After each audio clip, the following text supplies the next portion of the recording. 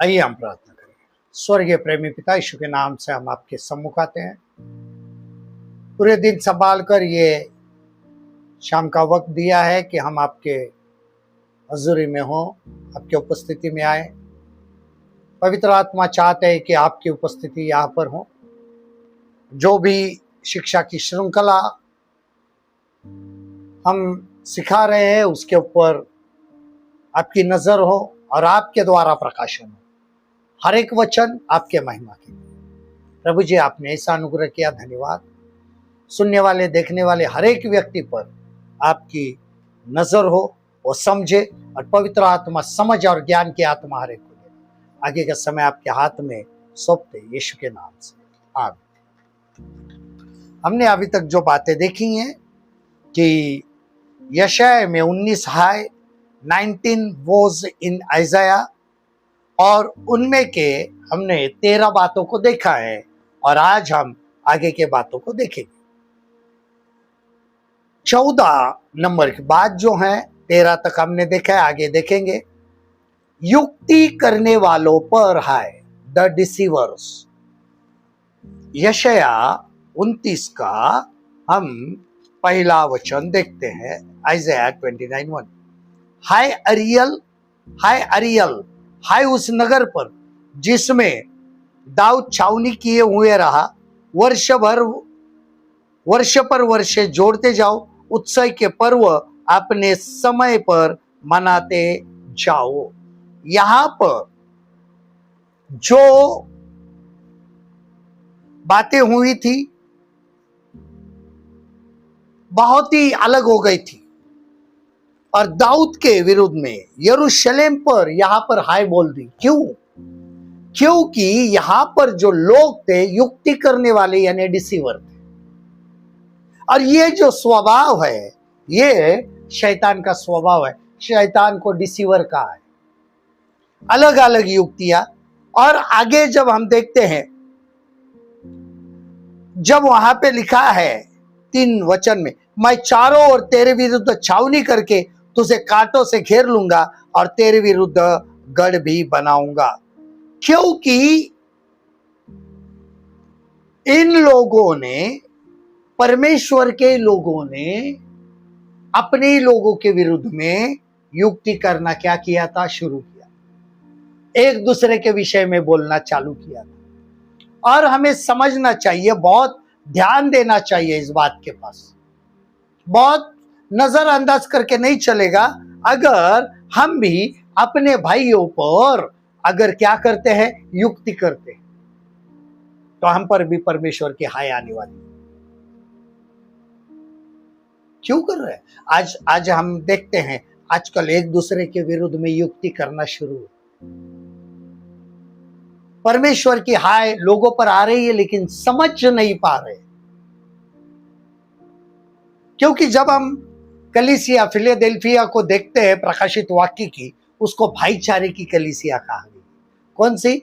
Brother in church, भाईचारे का प्रेम, the brother in love. लेकिन जब हम एक दूसरे के विरोध में युक्ति करते हैं तो इतना समझ जाना है कि हम पर परमेश्वर की हाय आने वाली। इसके लिए लोगों ने आज सावधान रहना बहुत जरूरी है। क्योंकि अरियल हाय उस नगर पर जिसने दाऊद की छावनी किए हुए रहा। वर्ष पर वर्ष जोड़ते जाओ, उत्सव के पर्व अपने अपने समय मनाते जाओ।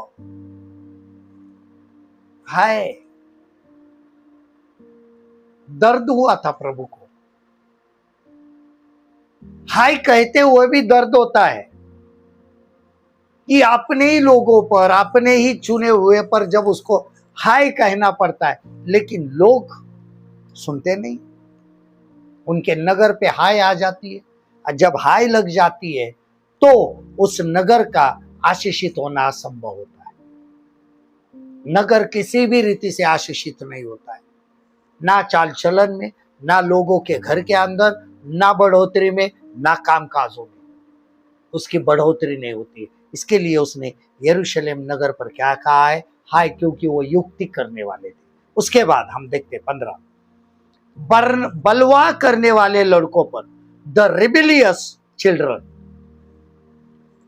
यशायाह 30:1, यहोवा की यह वाणी है, हाय उन बलवा करने वाले लड़कों पर जो युक्ति तो करते परंतु मेरी ओर से नहीं, वाचा तो बांधते परंतु मेरे आत्मा के सिखाए नहीं, और इस प्रकार पाप पर पाप बढ़ाते हैं। हमने गई श्रृंखला में देखा था कि पाप खींच के लाते हैं, और यहां पर जो खींच के लाया हुआ पाप है उसके ऊपर और पाप बढ़ाते हैं। यानी पाप कम ही नहीं हो रहा है, गाड़ा भर के तो खींच लाया है, लेकिन पाप पर क्या बढ़ा दिया है? पाप बढ़ा दिया है कि हाय उन बलवा करने वाले लड़कों पर। आज के जवान लड़कों पर भी परमेश्वर की हाय आ सकती है, क्योंकि वो रिबेलियस है, बलवा करने वाले, आज्ञा न मानने वाले लोग, अवज्ञा करने वाले बच्चे, अवज्ञा करने वाले जवान। आज अगर हम देखेंगे तो जितने भी मसीही जवान हैं, लड़के हैं, उनमें से ज्यादा बलवा करने वाले, अवज्ञा करने वाले, परमेश्वर को न मानने वाले। परमेश्वर के पास तो है लेकिन अधीनता में नहीं रहते।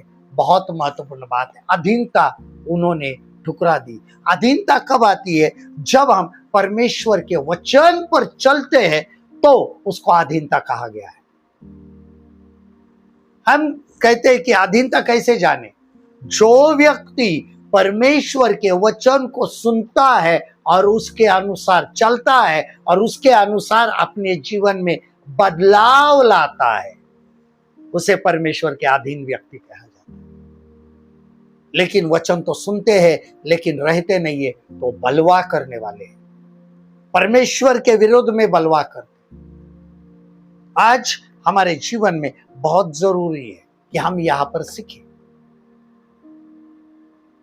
हम बहुत सी ऐसी चीजें हैं कि हम वहां पर ध्यान नहीं देते। आज करके बच्चों को कुछ कहा जाए तो जब वो अपने माता पिता की बात नहीं मानते हैं तो परमेश्वर की क्या मानेंगे? जब माँ बाप उनको सिखाते ये मत करना तो उनको उल्टा जवाब देते। कहां से सीखा था? आदम से, क्योंकि परमेश्वर को पहला उल्टा जवाब आदम ने दिया, और वैसे ही जैसे उसके पहले बेटे ने परमेश्वर को उल्टा जवाब दिया, बलवा किया।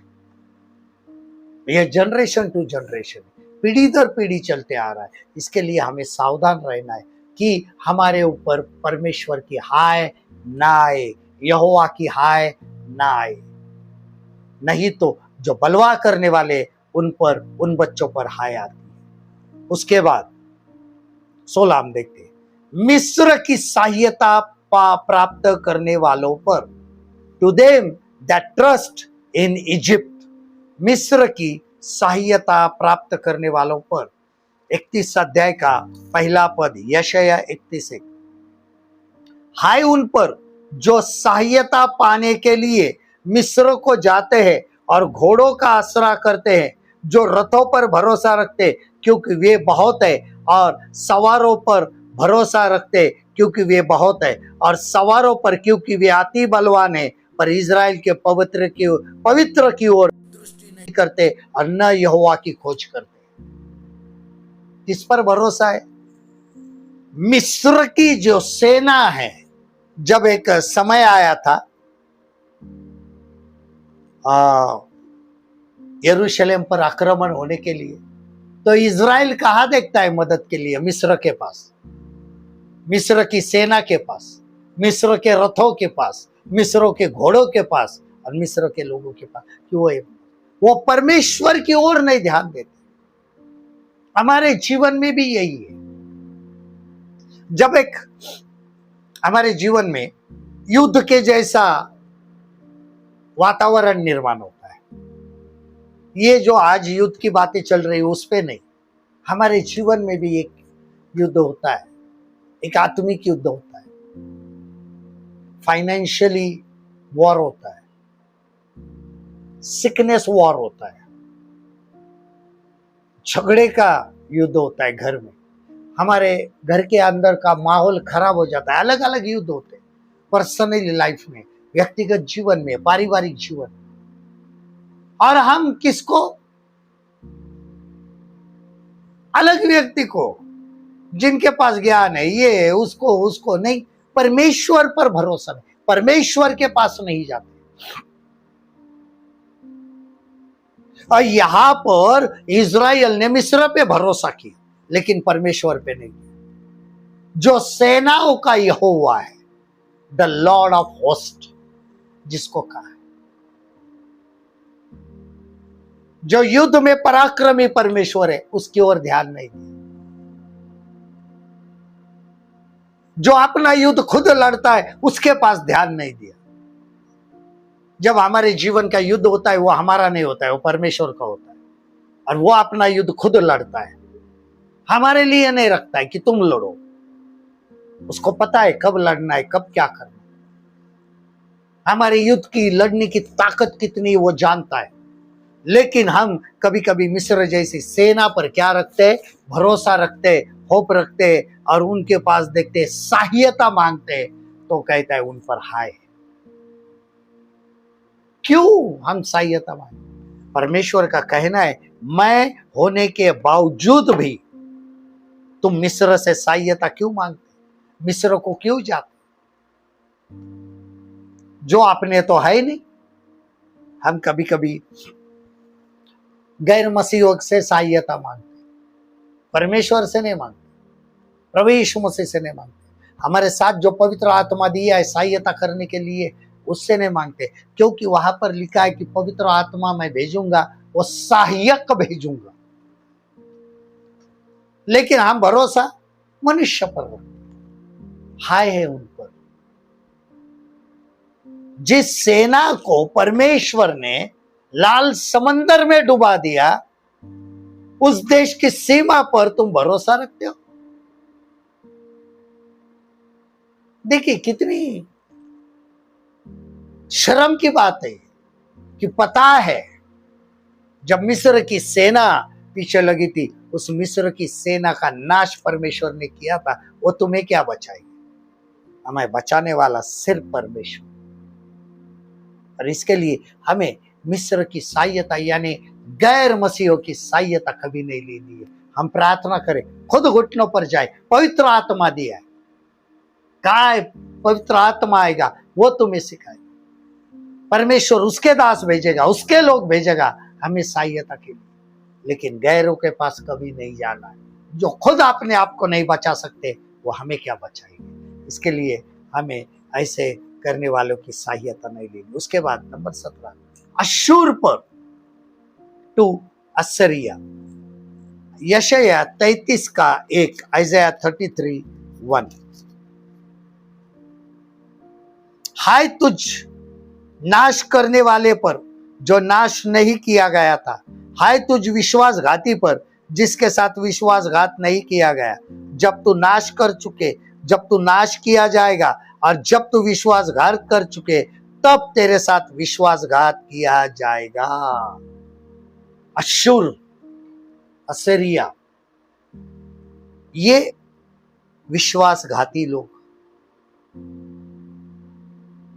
तूने विश्वासघात किया है, तेरे साथ भी विश्वासघात किया जाए।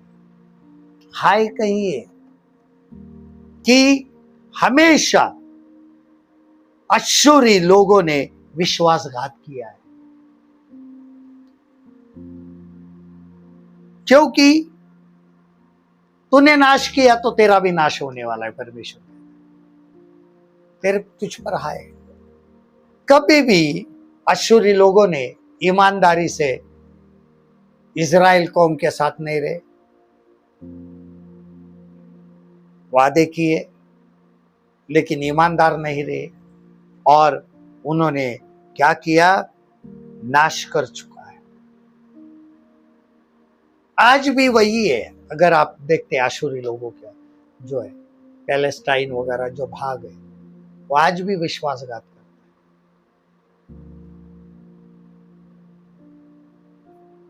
जब इज़राइल को कनान देश दिया था तो पूरा भाग दिया था, लेकिन जब कुछ प्रॉब्लम हो गया, इजराइल लोग तितर बितर हो गए, तो उन्होंने उस पर कब्जा किया, जो अभी भी है।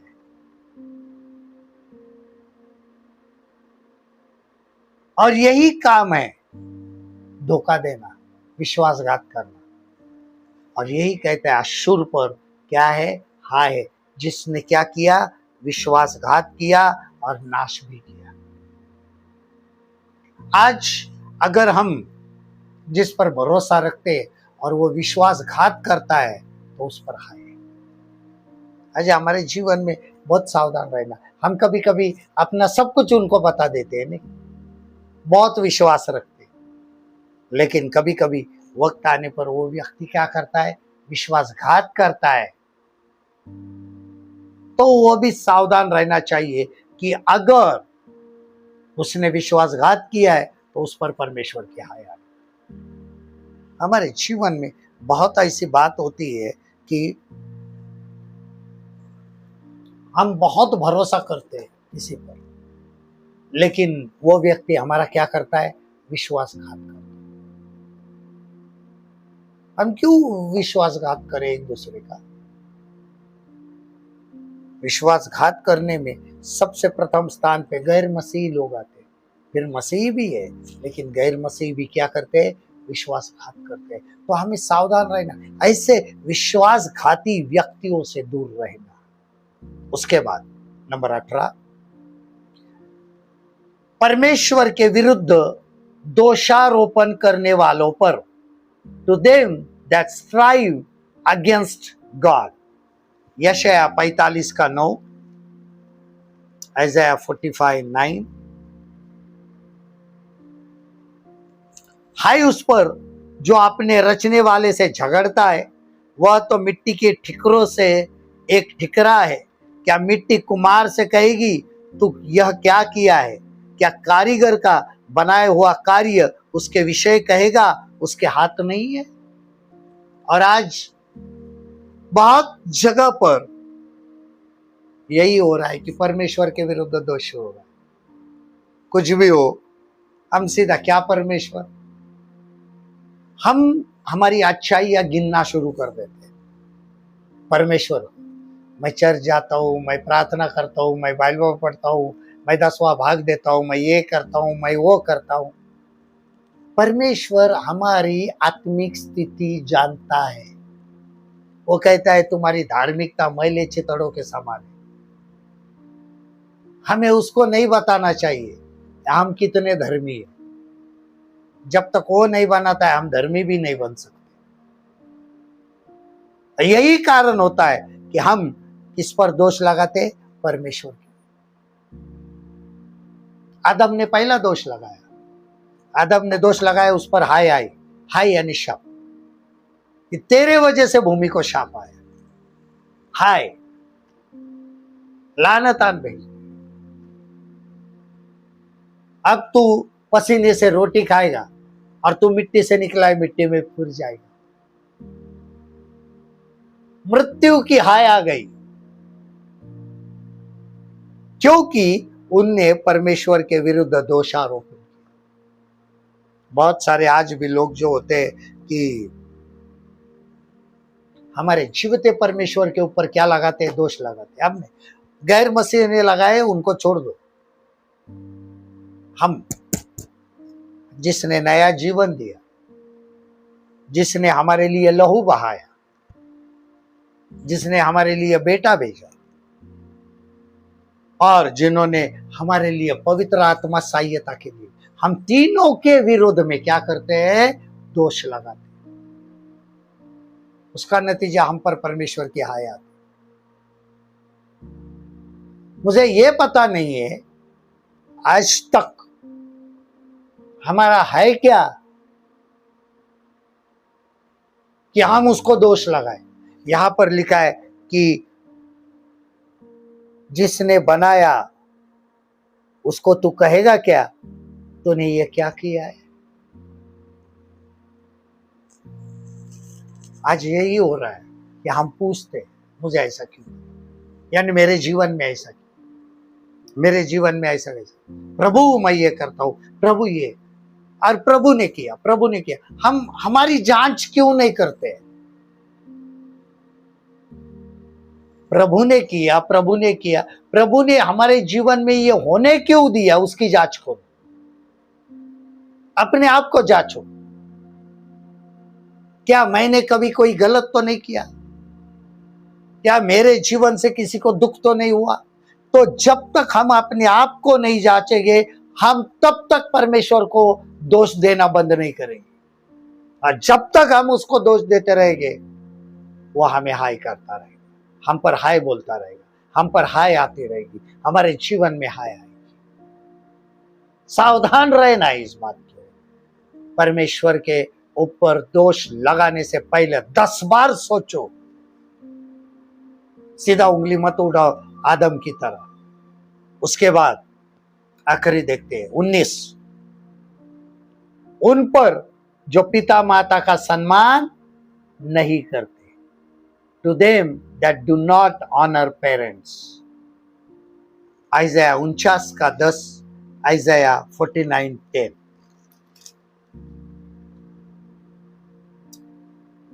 वे भूखे और प्यासे न होंगे, न लहू और न घाम उन्हें लगेगा, क्योंकि वह उन पर दया करता है जो उनका अगुआ है, और जल के सोतों के पास उन्हें ले चलेगा। और यहाँ पर आगे आगे जैसे हम पढ़ते जाते हैं तो आगे हमें दिखाई देता है, क्या यह हो सकता है कि कोई माता अपने दूध पीते बच्चों को भूल जाए और अपने जन्मे हुए लड़के पर दया न करे? हाँ, वह तो भूल सकती है, परंतु मैं तुझे नहीं भूल सकता। उन लोगों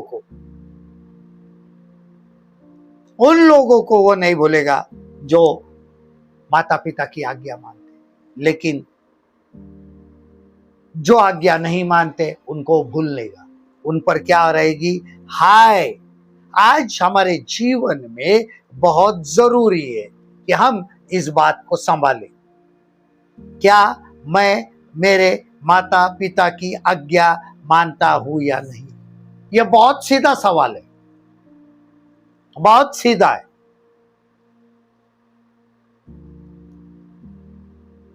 कि वे भूखे और प्यासे न होंगे। कौन नहीं होंगे? जिन पर हाय नहीं है। लेकिन जो नहीं मानते हैं उन पर हाय रहने वाली, ये परमेश्वर के बच्चों के लिए। परमेश्वर के बच्चे अगर अपने माँ बाप की आज्ञा नहीं मानते हैं तो उन पर परमेश्वर की हाय आती है। आजकल अगर देखा जाए तो बहुत कठिन समय है। बहुत सारे बच्चे अपने माता पिता की आज्ञा नहीं मानते, और ये आशीष के साथ की पहली आज्ञा है। 10 आज्ञा में से 5वीं जो है वो आशीष के साथ की पहली आज्ञा है कि तो अपने पिता और माता का सम्मान कर, तब तू जो देश में मैं तुम्हें भेज रहा हूं जीवित रहेगा और तू आशीषित होगा, तू सफल होगा। लेकिन आज नहीं होता है। आज क्यों हाय है हम पर? हमारे बच्चे क्यों हाय मारी कर रहे? क्यों हमारे बच्चे सक्सेस नहीं हो रहे? कि हमारे पिता और माता का नहीं सुनते। उनके जीवन में बहुत सारी ऐसी बातें हैं कि आजकल के लोगों को, बच्चों को सिखाया जाए तो माँ बाप को बोलते हैं हम पर क्या मेहरबानी करते हैं क्या? आपने पैदा किया है तो आपका संभालने का फर्ज है। जब हमारा फर्ज आता है तुम्हें संभालना, तो तुम्हारा फर्ज होता है कि हमारी आज्ञा को मानना। हमारे जीवन में हमारे बच्चे हमारी आज्ञा मानने वाले बनना बहुत जरूरी है। और ध्यान दो, जब तक ये हाय हम पर आती रहेगी, इसका अर्थ है कि हम कभी आगे नहीं बढ़ पाएंगे। अगर हमें आगे बढ़ना है तो परमेश्वर के हाय से हमें बचना है और सावधान रहना है। ये परमेश्वर के 19 हाय, तो वहां पे हमें सावधान रहना। आइए प्रभु धन्यवाद देते, आपकी महिमा करते हैं। फिर एक बार हम सब मिलकर आपको दंडवत करते, आपको प्रणाम करते हैं। पवित्र आत्मा सहायता करना। आज हम आपकी हजूरी में हैं। जितनी भी हाय की बातें हैं वो हाय हम पर ना आए, इसके लिए हमें सावधान करना। हमारे द्वारा कोई भी ऐसी बात ना निकले कि हम पर हाय आ जाए। आज हर एक उन व्यक्ति के लिए मैं प्रार्थना करता हूं जो आपके चुनी हुई कौम है खुदाबा, जो कलीसिया है, उनके लिए प्रार्थना करते हैं कि वो हाय के भागी ना हो तो आशीष के भागी हो। परमेश्वर उनको सिखाना कि वो हाय के भागी ना हो, हमारे जीवन में सहायता करना। और प्रभु जी आपने ऐसा अनुग्रह किया, धन्यवाद देते हैं। हमारी क्षमा करना कि हम ये हाय के सहभागी ना हो तो हम आपके आशीष के सहभागी हो, इसके लिए आपके लहू से धोकर हमें साफ करना। प्रभु जी आपने ऐसा अनुग्रह किया, धन्यवाद देते हैं। यीशु के नाम से आज हर एक को मैं आशीषित करता हूँ और उनके ऊपर आशीष बोलता हूँ पवित्र आत्मा के त्रिय परमेश्वर के नाम में, पिता पुत्र और पवित्र आत्मा के नाम में। जो सुनेंगे और देखेंगे उन पर आपकी आशीष बने रहे। यीशु के नाम में यह प्रार्थना की और आपने सुन ली खुदा। आमीन।